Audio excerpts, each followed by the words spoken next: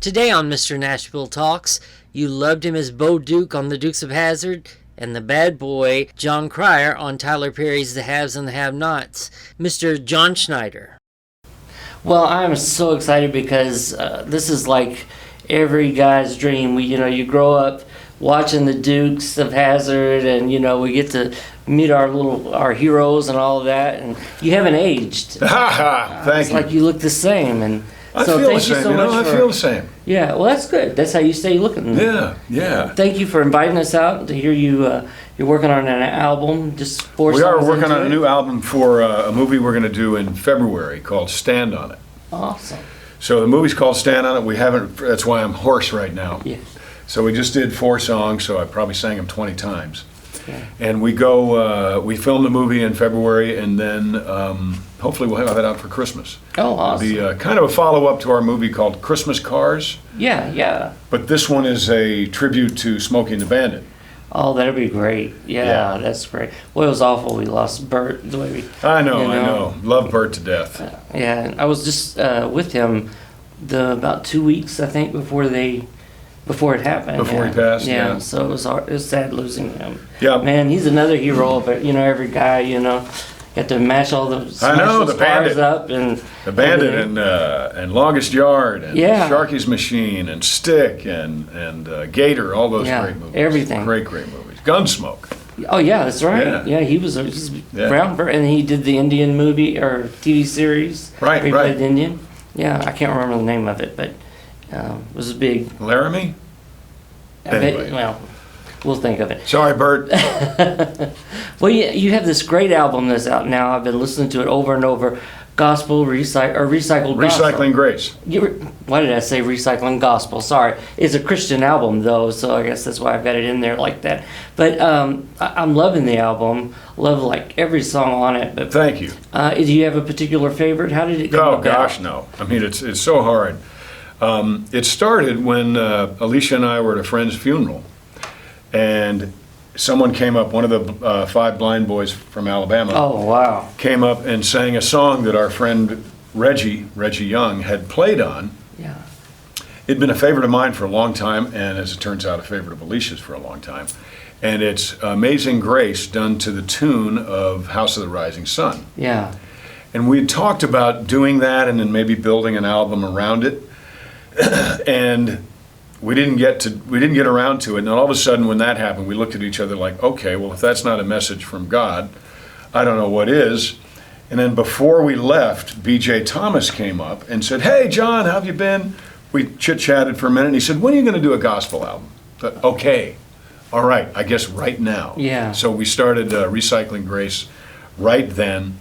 The title track came to us a couple days later from a friend of ours in Baton Rouge named Scott Innes.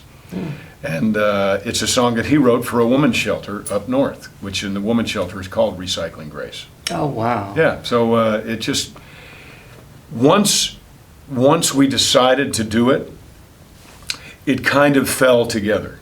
Yeah. But I find that things are like that. The biggest issue people have is starting something. Yes, yeah. And I tell them, it sounds so basic, but you can't finish if you don't start. It's true. Very true. So don't sit around and gripe about not having gotten anything done if you haven't started. And you don't need 20 people to start. All you need is you. Exactly. So start. Yeah, exactly. Well, your faith means a lot to you. You've done a lot of faith-based films, and you're really involved in the Hollywood Christian scene for a long time. Well, when I was out there, yeah. Yes, it means a lot to me. Yeah. And I try to live it. But I drink whiskey. Yeah. And we make movies that are like psychological dramas with bad language. Yeah. Hey. So I'm a bit of an enigma to some people. Well, that's why it's acting. I mean, Well, yeah, but you also speak the stories that we make, the movies we make, are stories that came out of my soul. Yes.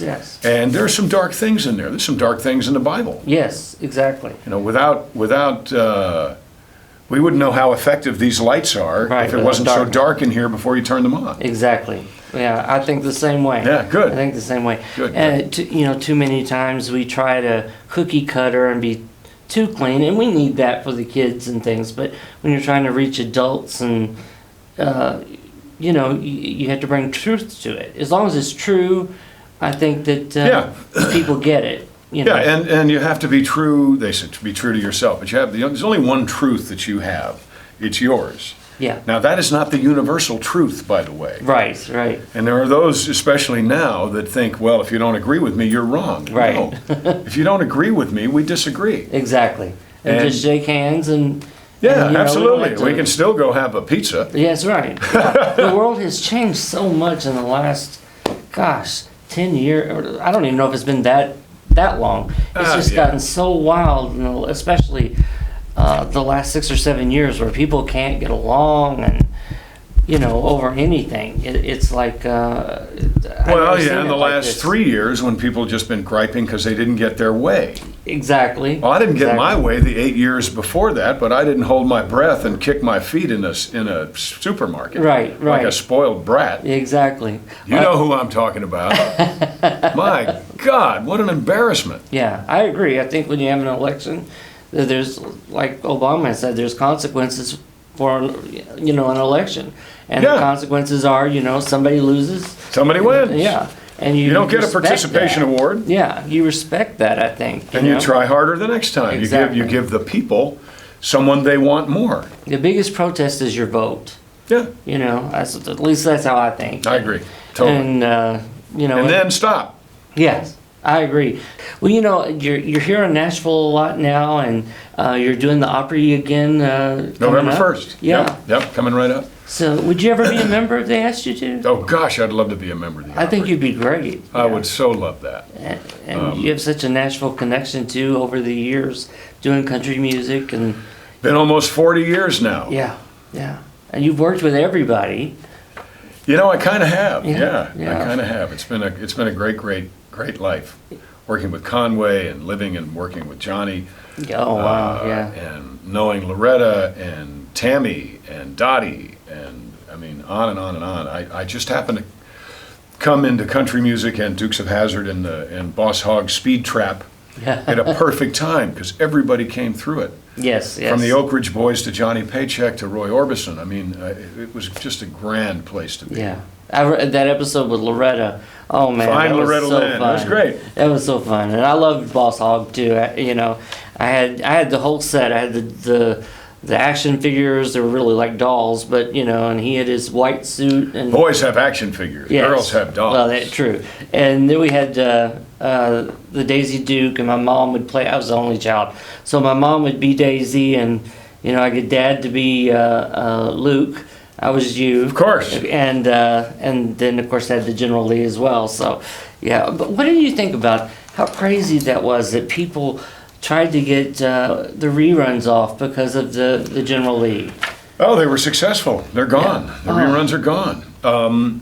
Christmas Cars is about that. Yeah. Christmas Cars is about what I think is an absurdity, where they have labeled a symbol on a car as being the enemy. Yeah. It's a racist, intolerant symbol. So therefore, the people who drive the car must be racists who are intolerant. Therefore, the show that the car is on has to be a intolerant, racist show. It's just crap. Yeah. I mean, we were the most wonderful family uniting show. Yes. You playing me, your dad playing Luke, Yes. your mom playing Daisy. I mean, come on. Yeah. So we've kind of gotten caught in the crossfire, the collateral damage of uniquely narrow-minded people, really just here. Yes. Yeah. Nobody in France cares. Yeah. Right. Nobody in Canada cares. Right. Nobody in Mexico cares. Yeah. Only people here who think they can forward their own personal narrow-minded agenda. Right. By taking a poo on the Dukes of Hazzard or anything related with that flag. It's on the front of the Smokey and the Bandit car. Yeah. It was on the front of every Georgia State Patrol car. And it was not saying we are racist. It was the battle flag, for crying out loud. Yeah. It was saying this is who we are, where we live, it's just, I don't even think you ever really referenced it even on the show. I mean, maybe. No, we mentioned that it was after General Lee. The car was named after General Lee. Yeah. Who didn't have slaves, by the way, and Grant did. Right. You know, and you know, we get into a whole thing about the revisionist history time we're living in now, and it's just absurd. It's the terrible. show was wonderful to everybody. You know, I thought so. You know, I didn't see any negative connotation to race or any. Can't say that for the Jeffersons. No. Can't say that. That for All in the Family. Yeah. No, even like the Golden Girls and you know, I mean, all these shows, you know, that they've had a lot. Yeah, but even if you could, it's like, come on, I love the Jeffersons. I love all of that stuff. Yeah. Lighten up. Yeah, we just had Marla Gibbs on. Oh, no kidding. Yeah, Great. She's in the Breaking Bad movie. Oh, really? Yeah. You have to. Love Breaking Bad. Yeah. I don't want to live it. I never want to live that. Don't want to be like that, but I love the show. Yeah. Yeah, it's a exactly. show. It's entertainment. It's all about, you know, it's just like on the Westerns, you know, it doesn't mean we want to go and just shoot up a bunch of people. Right. Well, just like the haves and have-nots. Oh, yeah, I mean, talk about an inappropriate show. My gosh. I loved it, though, that you got to play the bad guy. Delightfully inappropriate. Yeah. Is that a close cast? Are you all friends and everything? Very much. He's, Tyler, were you at the opening of his big, oh, wow, they said it was really... major. Amazing. Yeah, everybody was there. Amazing. Yeah, it was like,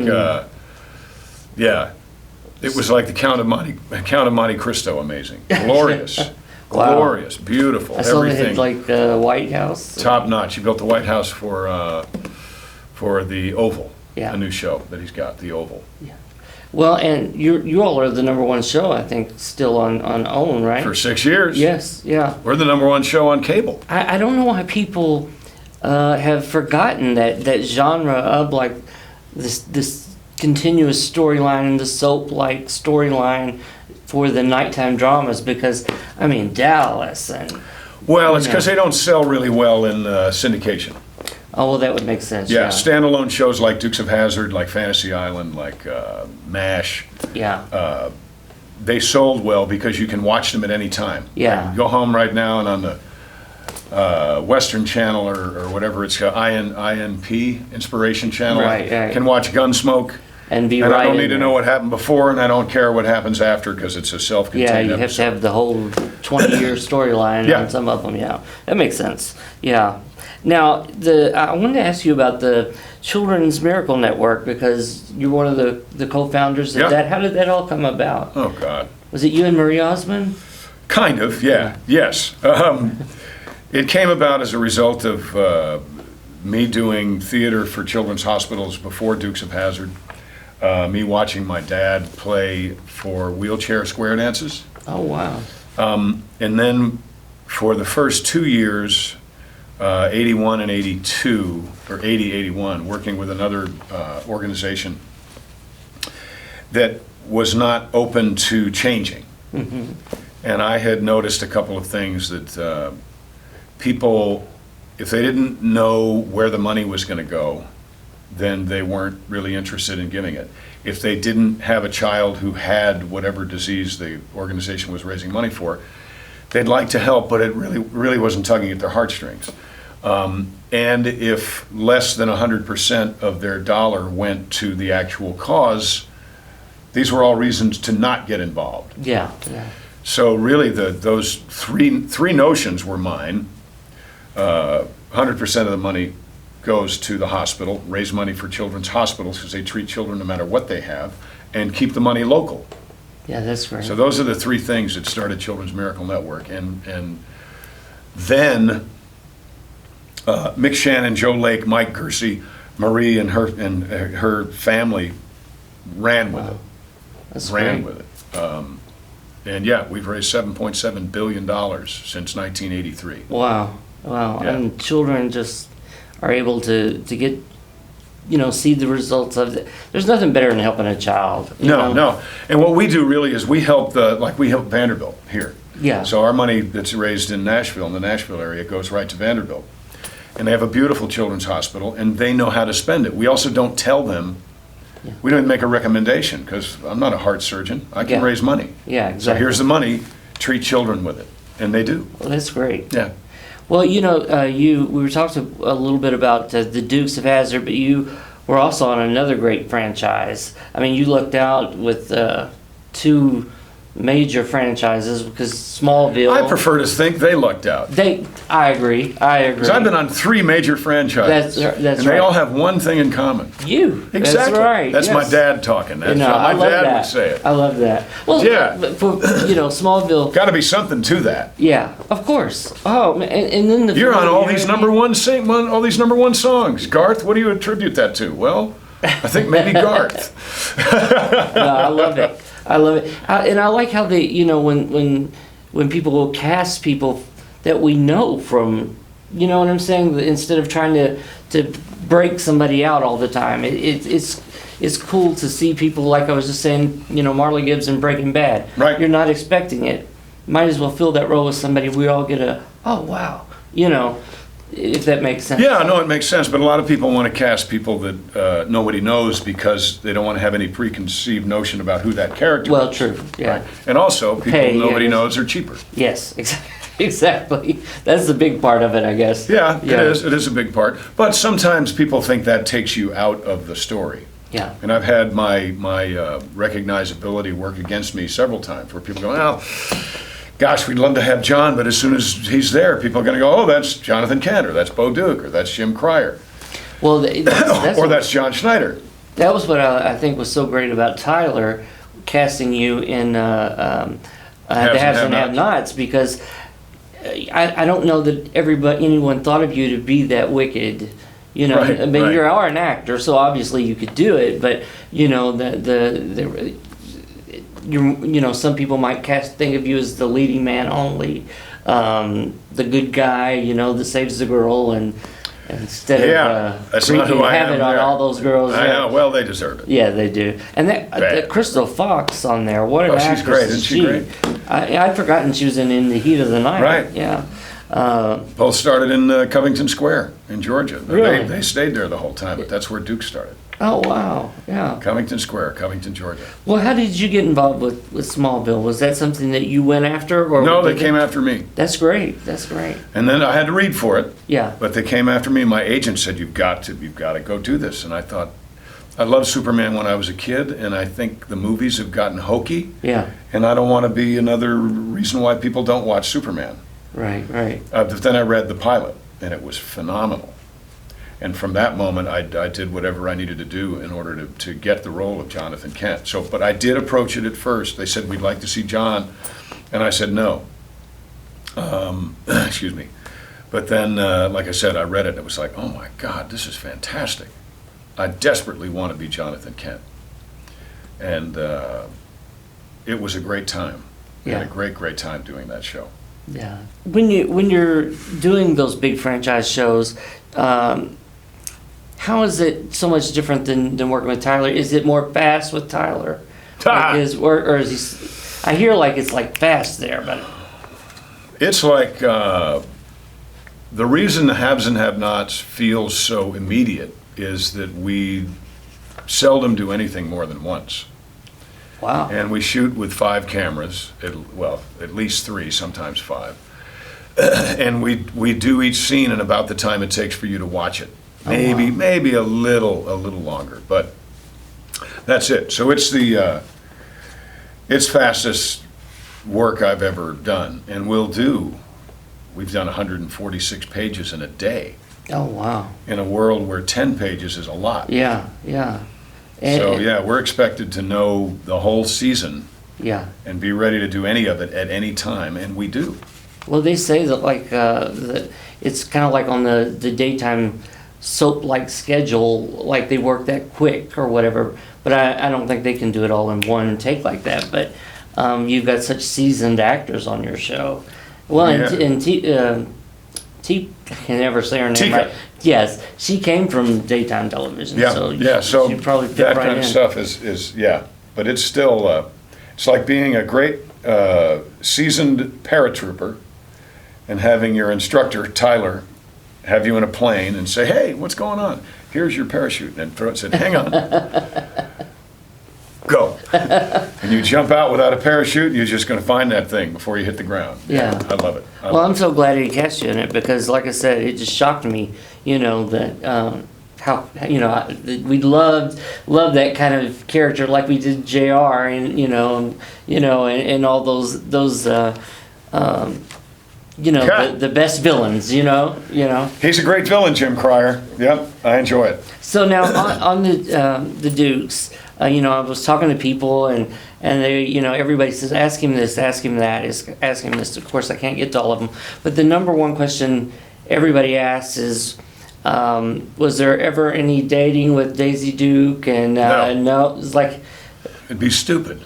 True. You can't do that. You can't do that with people you work with. True.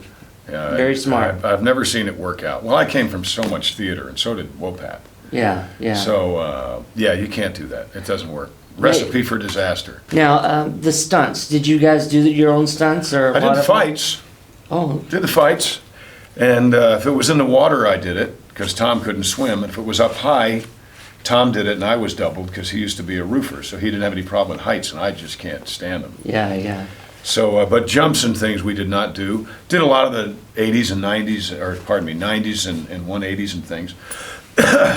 And that was great fun.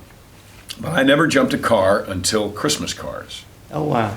And that was just this last year. We filmed my jump at my birthday party at Bo's Extravaganza. And I jumped the General Lee. That's great. But that was the first time I had done it. And I'm going to do it again for my birthday party in 2020. Oh, there you Go a little further. Yeah. Because what's the use of jumping again if you're not going to go further? Well, this kind of goes, my last question kind of goes in with that. You've worked with so many great people. You've sang with so many great people. Who would you like to sing with, do a record with, and who would you maybe like to work with on an acting project that you haven't yet? Wow. I'd love to work with Robert Redford. Oh, yeah. Robert Redford is like my last living hero. Yeah. Love his work. So that would be great. I worked with his daughter on a movie we did called Hate Crime, and she looks just like him. My daughter looks just like me, and so I could see that and go, wow. Singing wise, I think it'd be great fun to work with Dwight Yoakam. Oh, he's great. Yeah. Used to know Dwight pretty well back in the 80s, and I think that would be a lot of fun. Yeah. But my heroes are gone. I mean, I have a wonderful trio with Johnny and Waylon. Yes. That I did years ago called Better Class of Losers. Yeah, I remember that. Yeah. Harlan Howard's song. Yes. So that was great fun. Of course, Hazzard, I would have loved to have sang with Hazzard. Yeah. I miss Johnny Cash more than anybody. Yeah. I mean, he was like the John Wayne of country music, Yeah. He was just Cash, Cash. You didn't need to you compare him to anybody. He's just him. Yeah, I love him. Well, thank you so much. You're so for welcome. being on Thanks here. for this. Look at this. Yay! Subscribe to our mailing list and you could win a CD or DVD project by today's featured artist. To enter, please go to www.mrnashvilletalks.com and enter your email address. While there, take a look around, browse through our music store, or order one of our Mr. Nashville Talks t-shirts for $20. I want to hear from you, so follow our social media via Twitter, Instagram, or like us on our Facebook page.